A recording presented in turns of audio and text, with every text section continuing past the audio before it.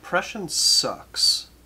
The thing that I hate most about depression is the way it, like, tricks your mind into thinking you don't actually like the things you like.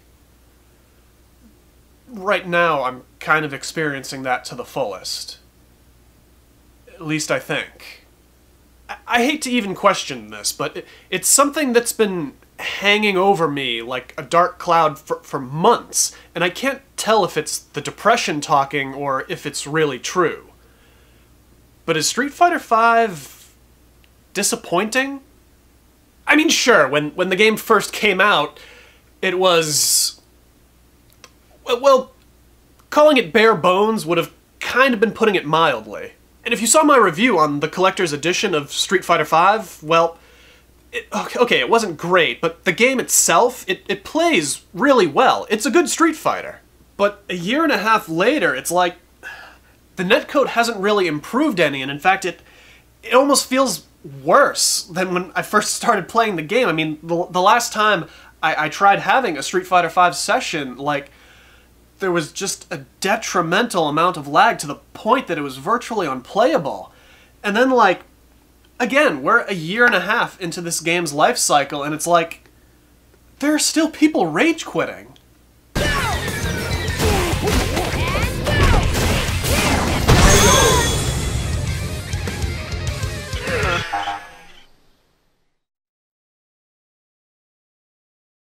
It feels like Capcom really fell behind on their output of DLC content, and not particularly great at communicating with the fan base regarding it.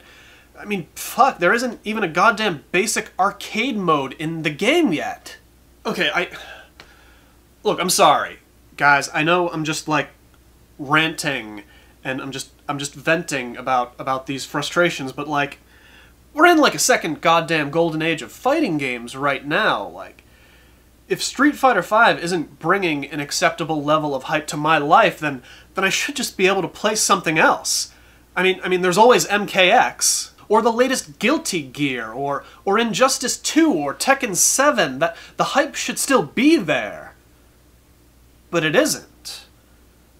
That's the part where I feel like it's the depression. The part where I feel unmotivated, or just unwilling to try and play a new fighting game, to try and rekindle a little bit of that flame, to try and regain just a little bit of hype. I mean, I run a fighting game channel and I'm not even playing any fighting games. Like, what the fuck?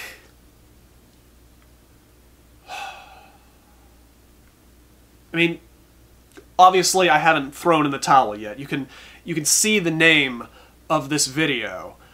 If I couldn't regain a little bit of that hype by pushing forward, then I thought I'd try and look back to a time when my love for fighting games was just at an all-time high. I thought I would turn the beat back to 2012, to Divekick. 2012. I had just started a CrowMn review that year, and my love of fighting games was undoubtedly at its absolute highest. I was deep into Street Fighter IV Arcade Edition, Marvel vs. Capcom 3, Tekken Tag 2, and yeah, I played some Cross Tekken as well. Even did a video on the Collector's Edition of it. It was one of my very first videos.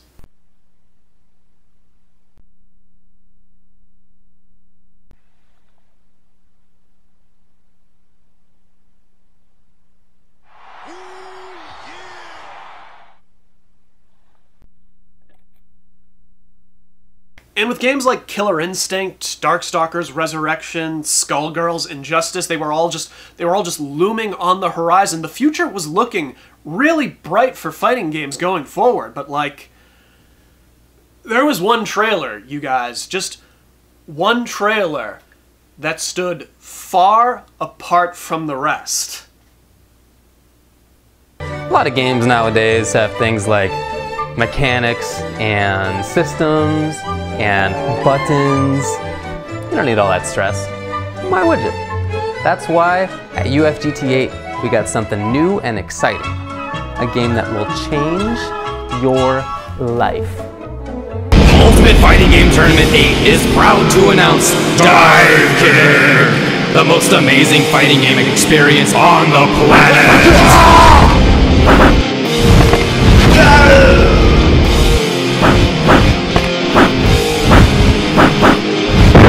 Divekick defies conventions. 6 buttons? No. 2 buttons. Just dive and kick. 1 joystick? Try no joysticks. 38 characters? No. 2 characters. Dive. Oh my god, I was sold from second one. The humor of the Power Thirst-esque trailer just ticked all the right boxes for me and got me feeling all kinds of the right hype. It had the tone and presentation of a joke trailer for a game that didn't exist, that would never exist. Except it totally existed. Divekick, as it was presented in the trailer, was real. 2 buttons, 2 characters, 1 billion damage, and demoed at various FGC events throughout the year. Between the trailer and the demos, hype for Divekick led to a Kickstarter, which was cancelled, because the game was picked up by Iron Galaxy, so yeah, Divekick was going to be an actual game. And in August of 2013, we got it. We got a full release of Divekick, and I loved it, you guys. I friggin' absolutely loved this game. The game had definitely been built upon since its initial trailer. The game is still 2 buttons, dive and kick, but took the novelty of a 2-button fighter to the next level by actually having menu navigation only 2 buttons as well. I would have taken a game with only 2 characters and liked it, but Divekick actually boasted a roster of 13 characters, each a reference to fighting games or the fighting game community. The gameplay and roster reflected the tone and the appeal of the game as a whole. Divekick is a wholly, humorously, self-referential fighting game. Unfortunately, that might also be the problem with Divekick. Like, if you were new to fighting games and you wanted to get into it, you wanted to learn how to play fighting games, the game that I would always recommend for new players would be whatever the latest version of Dead or Alive was at the time. And that's because Dead or Alive games are really easy to learn, understand, and have a pretty generous learning curve. They most clearly showcase RPS elements that are present in most fighting games. The cast of characters are all pretty shallow and easy to recognize, and because of DOA's focus on graphics, the games tend to look pretty.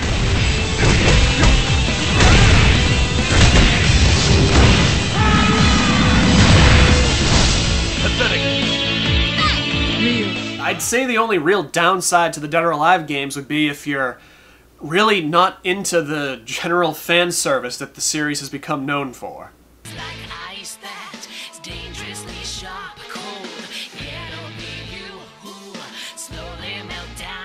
I totally understand if that's a completely major turnoff for you. But then Divekick came out and just... yeah!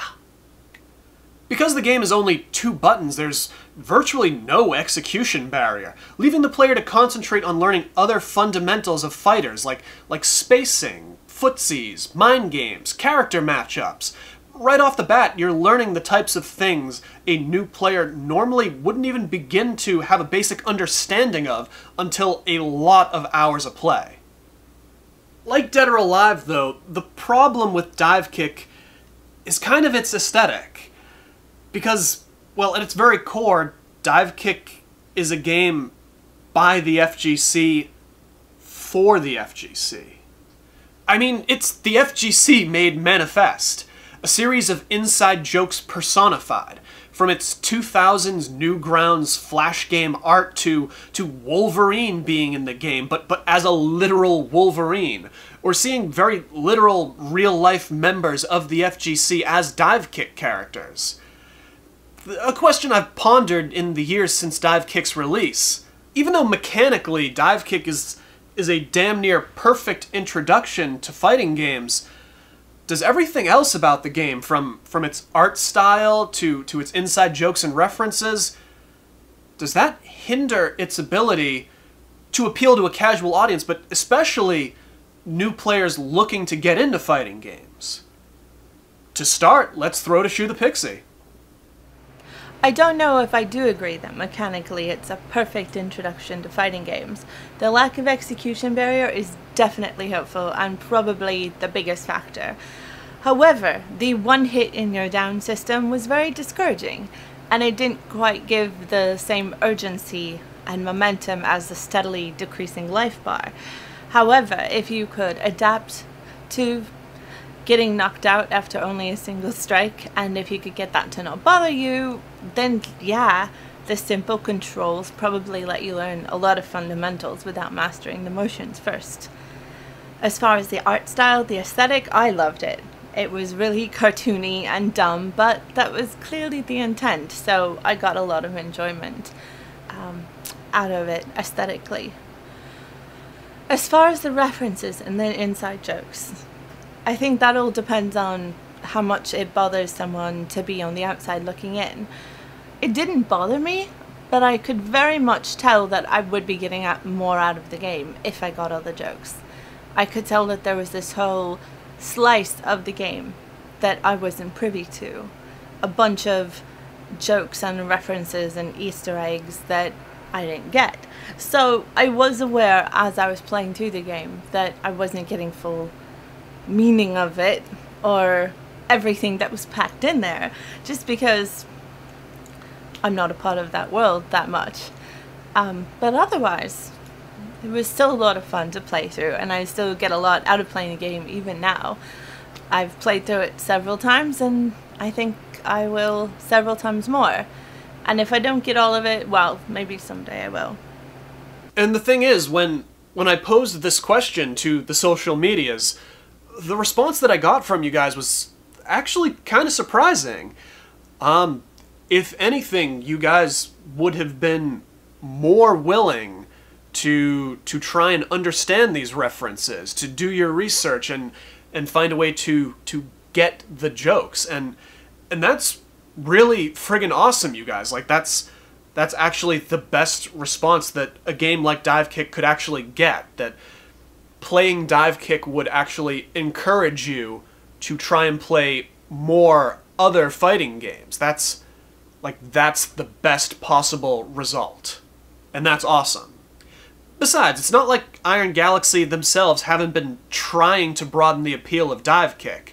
The novelty of using the dive or kick buttons to navigate menus, yeah, it was fun, but they got rid of that for easier accessibility. Not to mention, free DLC characters from other games were added to the roster, like Fencer from Nidhogg, or Johnny Gat from Saints Row. Hey, watch it! Suck on this! Go karate! Johnny Gat wins! Regardless of where you lie on the issue, Divekick is a very important game, and other developers are trying to keep the momentum of its influence moving forward. Fighting games with an eye towards a more casual audience, or just new players in general. Major franchises like Street Fighter V relaxed its execution barrier in 5, Rising Thunder sought to remove the execution barrier entirely, and picking up where Rising Thunder left off is Fantasy Strike.